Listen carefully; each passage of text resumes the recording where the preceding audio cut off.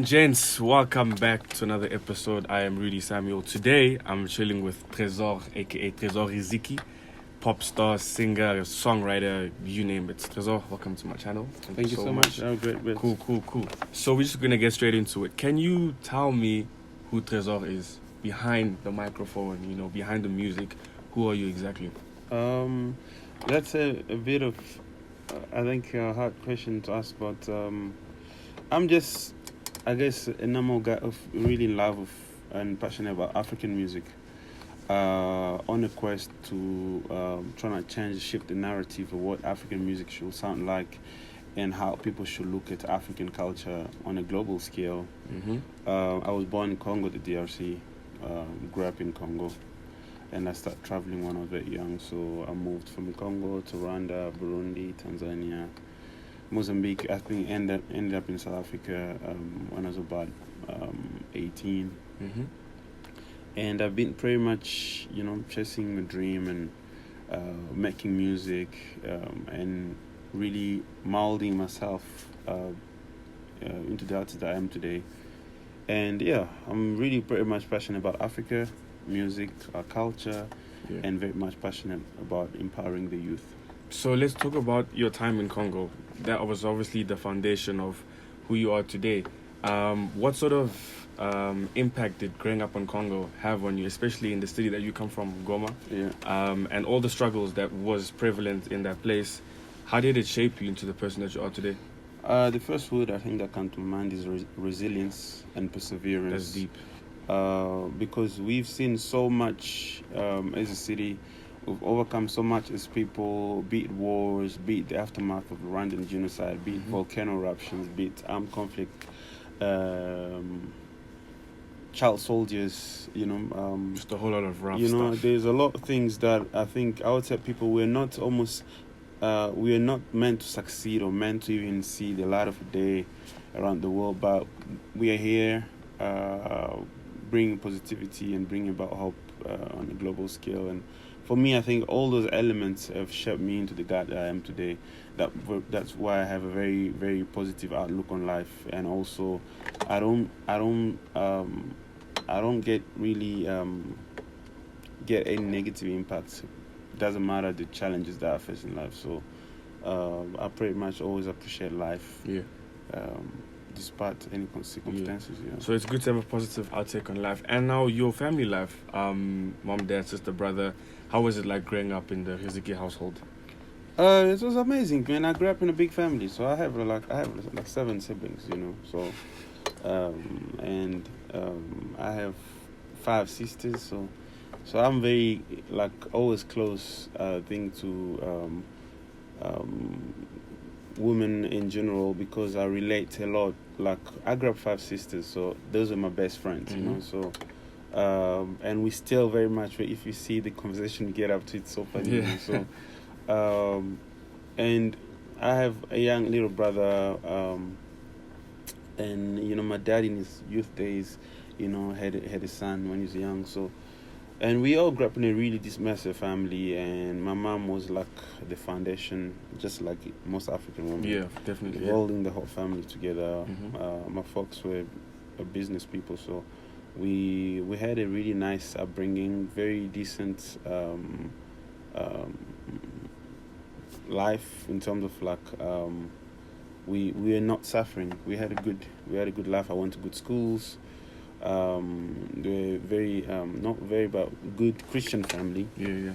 So I got introduced to music when I was very young, in local churches and stuff. Yeah.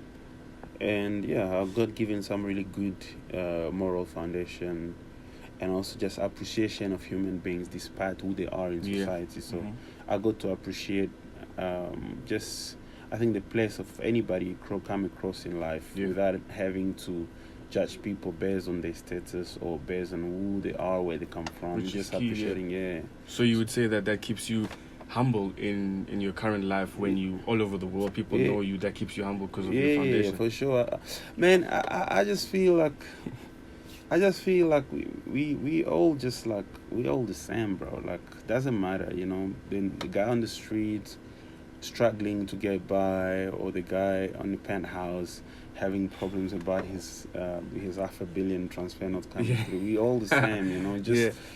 I feel we all just human beings doing extraordinary things, some struggling to get by, and I'm just a dude who's passionate about music that got to make a living out of it, and that's pretty much what it is, you know. And I think I'm grateful for the path and journey, and yeah, man, like we all here. We all not gonna be here eventually, but we all here right now, just enjoying it, you know. And also considering the upbringing you had, you find yourself in South Africa, and this story really shocks me every day. You were a security guard, so you left the comfort of your home to come to South Africa, and you're a security guard. A car guard. First of all, how is that experience, or how was that experience, and what was the toughest thing about being a car guard? I don't think I'll call it an experience because it was really horrible at that time, but it was definitely for me, I think, a rite of passage. For me, it was a thing that I had to do, or I had no other option. You find yourself in a new city, you can't speak the language, you have no right to education, but you gotta leave, you know, you gotta pay, you gotta have a roof over your head, you gotta have some food. I don't drink alcohol, I don't take drugs, I hardly have alcohol, but I enjoy some gin, I really do. But I had the choice, either you become a criminal, which is always the easiest way, you know, or you're trying to start right from the bottom, you know. And I think my natural instincts, I believe in paving a way for myself, whether breaking through rocks or walls. And that what I had to make a choice, and I don't regret, and I wouldn't change my journey or start for anything. It did actually teach me a lot about human nature and people, you know. It just, a lot of time people don't even understand you, and they just judge you for the first time. Course, you know, they don't understand who you are or what you have in mind. So it taught me one thing, not to really share a lot about what I'm trying to do or the plans, because this guy is a fool. This guy in a little green vest thinks he's gonna be a successful musician, you know. So, prejudge, you know. prejudice. So, I feel like that's human nature. They judge what they don't understand, or I think it's all of us, you know. But it taught me over time not to underestimate anybody in life, you know, and to just appreciate people and treasure them in their journey, because that's their journey. You don't know what they're gonna be tomorrow. True. Like how you turned out. You don't know. Yeah, you don't know why they're there for you know. You don't. If you need to ask, if you need to know, you can, if they're willing to share whatever, you know. And I learned about just being humble and being kind, because you don't know what people are going through, like on a daily basis, you know. So now, I read somewhere that your big break came from you chasing a certain producer or a certain someone who was working with Zahara at the time. Now, the word courage is what I want to use here. What makes someone so courageous to say to these big music guys that, listen, this is my stuff, I believe in my stuff, please take them and listen to them and give me my big break. Basically, that's what you did. Look, I can tell you, you know, that's the essence of life, man. Like, if you don't reach out for your dreams, if you don't go out for what you really believe in, doesn't matter how many times you get turned down, eventually you're not going to be able to live your dreams. That rule applies to everything in life. It applies to you trying to get the person you want to be with in your life, be your lady, be it your man, be it your next job, be it the next trip destination. You gotta reach out. You gotta put yourself out there. And also, man, there's never a loss if nothing doesn't happen. You know, like you can't always look.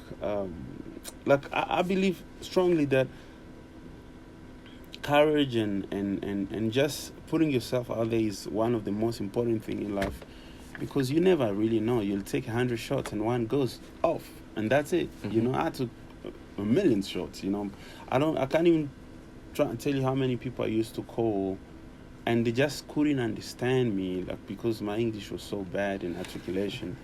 And a lot of them now, we sit in the boardrooms together talking about releases, not even just mainly for me, you know. So And it's a journey, man, and you can't take it at heart. If someone does not understand you, they don't understand you, and that's okay. It does not mean you're not good. Does not mean you're not ready. It just maybe not the place for them, the place to understand you. You know, it's always the right people. If they get you, if they get to understand your journey better, for me, it's always the best to get the right people, because they eventually have an impact on how your next chapter is. So, for me, it's all about right person, right time. That's correct. You know, and you'll never find that you'll never be at the right place or the right time if you don't keep trying. So I learned one of the greatest lesson I learned was from one of the most iconic Congolese musicians called Lokwa Kanza, who's like a mentor of mine and good friend. Yeah, I know him. He always says, man, you gotta be ready.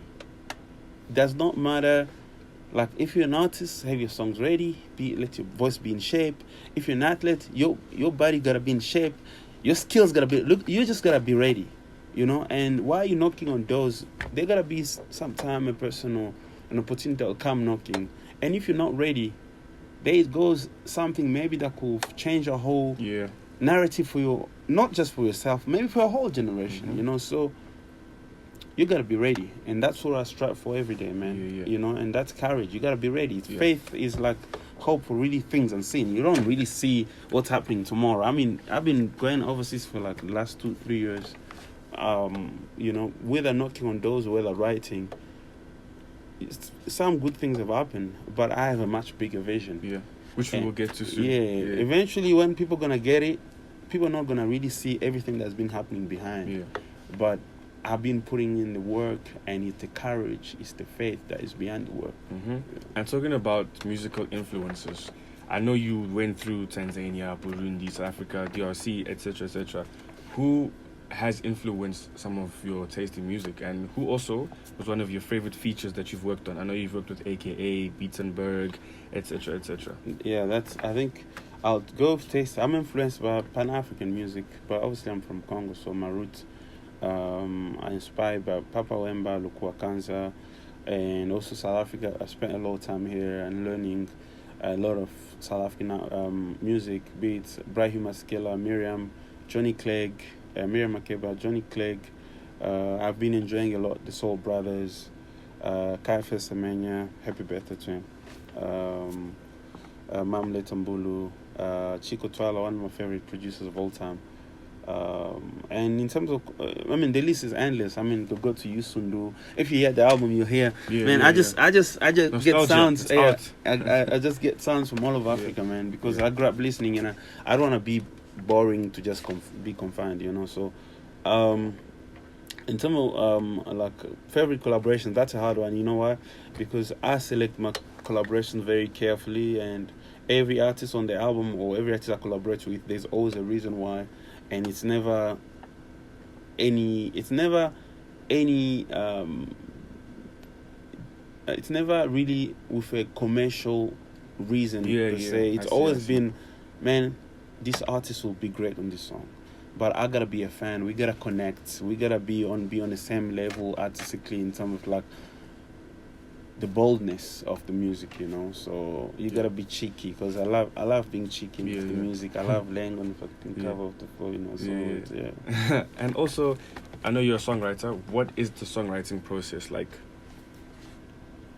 How long does it take for you to write a song? Like one of your best songs, how long it does it take? differs, man. Like there are so many songs. Some songs will take a year and a half, like Aphrodite Beatenberg, which is doing well in Europe.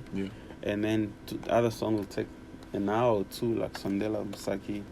And other songs will take like a day, like Never Let Me Go did. Mount Everest took me like maybe a few days, you know, and that's like pretty much, I think today it's like my best selling song. So it depends, man. It really depends. And there are songs that I wrote today, I recorded them today, and I never changed the production. That's a case one, the album called Walk Through Fire, which has something really big coming internationally, possibly in the next month or two. So you never really know. Like, the music's funny. It really is funny, bro. Like sometimes the songs that you really bank on a lot, you're passionate about, the people just go completely because the people choose what they relate to the most. True. And also, I believe each song always plays its own role, So you can't try to replicate the music all the time. So never actually replicate the music. And now, a few months ago, you won the South African Music Awards. What does it mean to someone who's been working so hard? What does it mean to someone who's been grinding and you finally get recognized on a national level? I think for me, it's really what comes to mind. It's just a sign of perseverance and it's fruits of courage.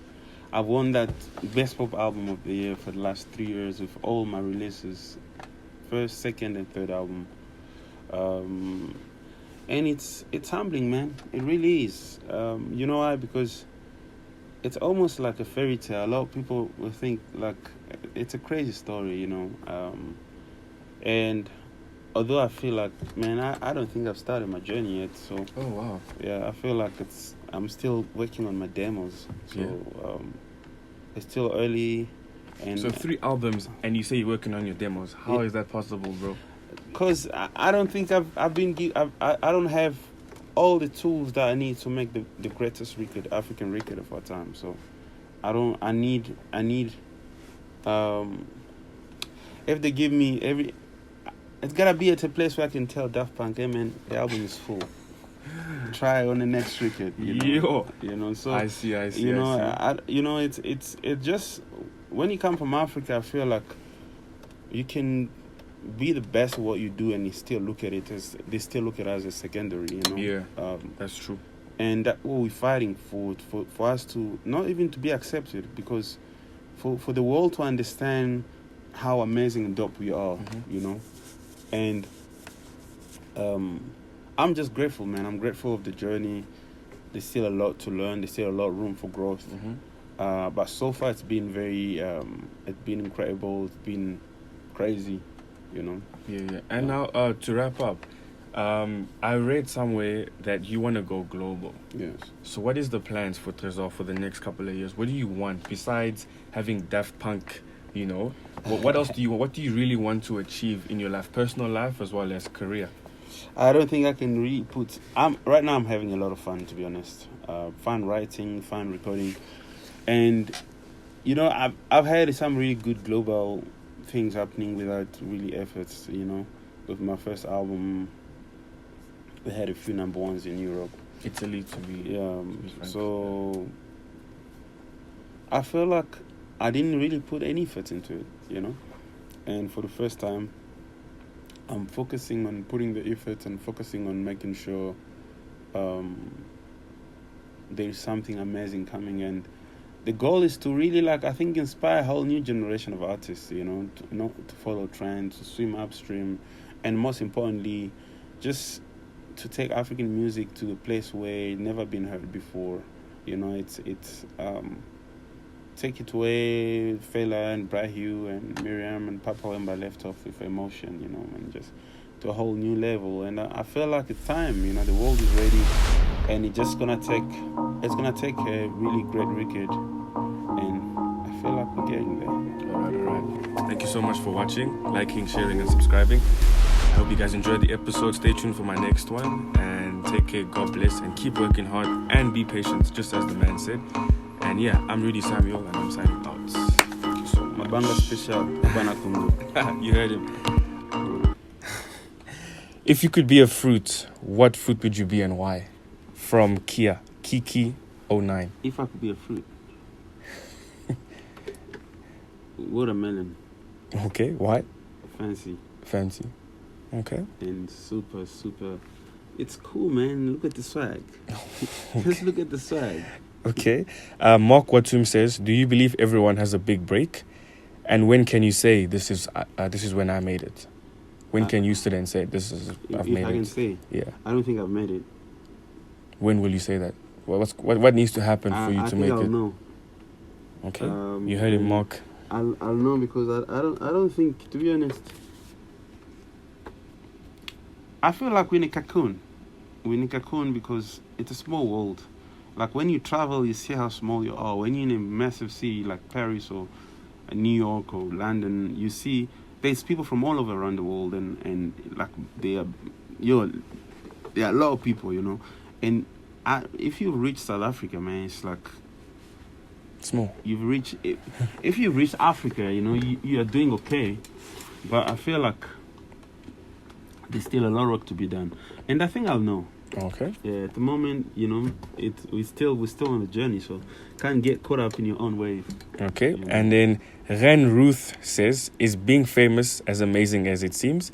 Like, are you actually happy with how your life has turned out?" I don't know what famous is it. I don't know what's. I'm happy about where life is. There's a lot of being in the spotlight. Really, I would say has its own challenges. But I guess it's a personal journey, but it's not a glamorous thing. The commitment of the music career or being in spotlight is really not glamorous. Okay. It's not. It's all a lie, bruv. Yeah, bruv. It's all a lie, bruv. And then Jojo_K, with all the fame, what keeps one true to himself? your people, your purpose,